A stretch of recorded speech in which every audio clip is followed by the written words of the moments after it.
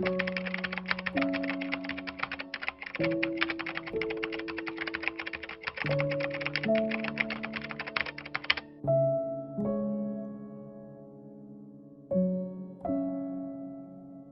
November 1919, a red wedding palanquin oozed bright red blood in the streets of Changsha. The bride, Zhao Weijun, was unable to resist her parents' orders, and had no choice but to slit her own throat with a secretly hidden razor.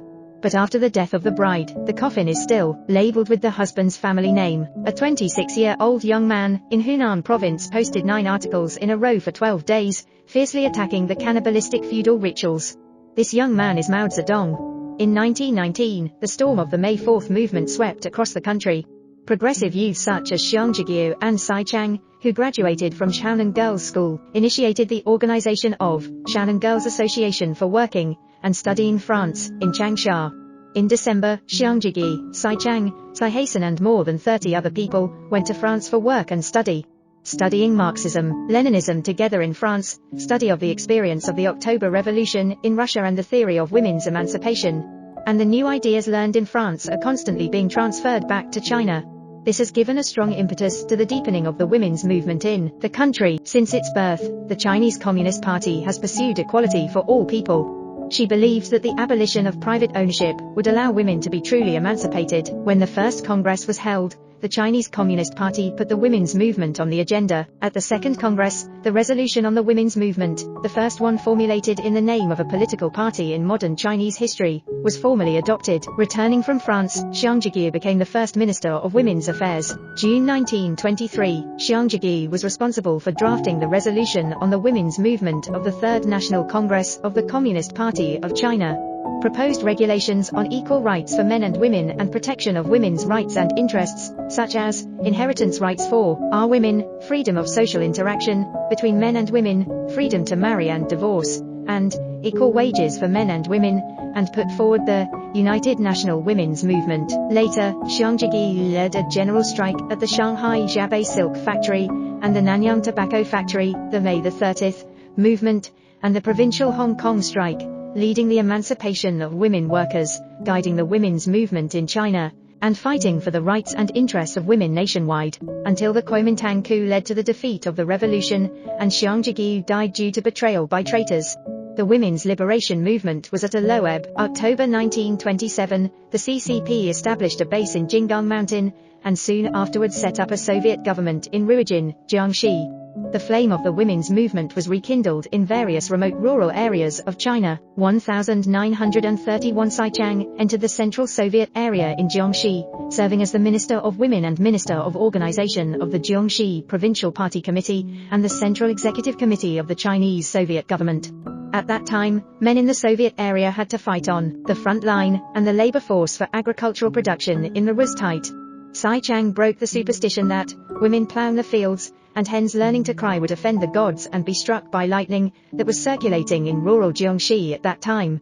She persona took the lead in learning the techniques of harrowing and plowing from the farmers, mobilized the counties in the Soviet Union to organize women's plowing teams, and guided the majority of women in the Soviet Union to become the main force in agricultural production, resulting in a bumper harvest of agricultural production.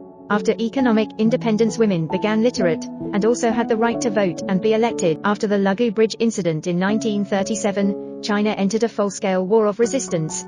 The task of women's work in the Chinese Communist Party shifted from the agrarian revolutionary war to the war of resistance. By 1940, women's salvation societies, women's associations, or women's anti-enemy societies had been established in various post-enemy bases. They supported the war effort in different ways. In 1941, Sai Chang took over as secretary of the Central Women's Committee, and was entrusted by the Central Committee to organize the drafting of the decision of the Central Committee of the Communist Party of China on the guidelines for women before the days of the anti-Japanese bases. This decision, which concretely embodied Sai Chang's guiding ideology on the women's movement, was revised by Mao Zedong himself, and issued as an official document of the Central Committee.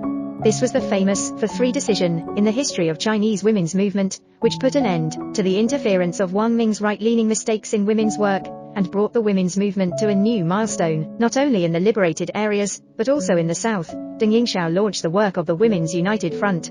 In 1938, the establishment of the Women's Steering Committee of the New Life Movement Promotion Association marked the formal establishment of the National Women's Anti-Japanese National United Front. Women from all walks of life are united as never before. After the victory of the war, a new China was about to be born, and women who had been oppressed for thousands of years were about to be liberated. From September the 20th to October the 6th, 1948, the Central Committee of the Communist Party of China held a conference on women's work in liberated areas in Zibuipo. Liu Shoqi summoned Deng Yingxiao and other members of the Central Women's Committee and gave it the task of drafting the draft marriage law of New China, and gave Deng Yingxiao, then Deputy Secretary of the Central Women's Committee, the marriage regulations of the Soviet era as a reference. The first of these articles is the abolition of feudal arranged sale marriages, the second article provides for the implementation of monogamy, and the ninth article provides for the divorce of a man and a woman who firmly request a divorce. The indignation brought about by the death of Zhao Weijun has not been forgotten by Mao Zedong. A drafting group was formed under the organization of Deng Yingxiao. After a thematic investigation and intense debate on the topic of marriage, and after combining the experiences of various parties, on January 21, 1950, Deng Yingxiao sent the final draft of the marriage law for review. After consulting with all parties concerned, holding many seminars and making many changes, it finally came into effect on May 1, 1950. In the regulations on divorce, it is written that divorce shall be granted to a man and a woman who voluntarily divorce each other, or to a man and a woman who firmly request divorce, if mediation by the district people's government and judicial organs is ineffective. This was also the most debated issue of freedom of divorce at the time when Deng Yingxiao was drafting the bill.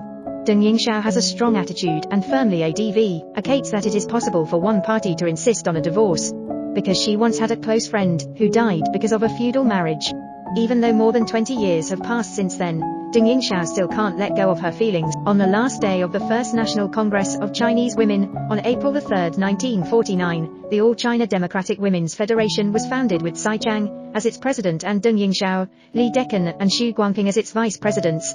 The Women's Union has made significant contributions to the welfare of Chinese women.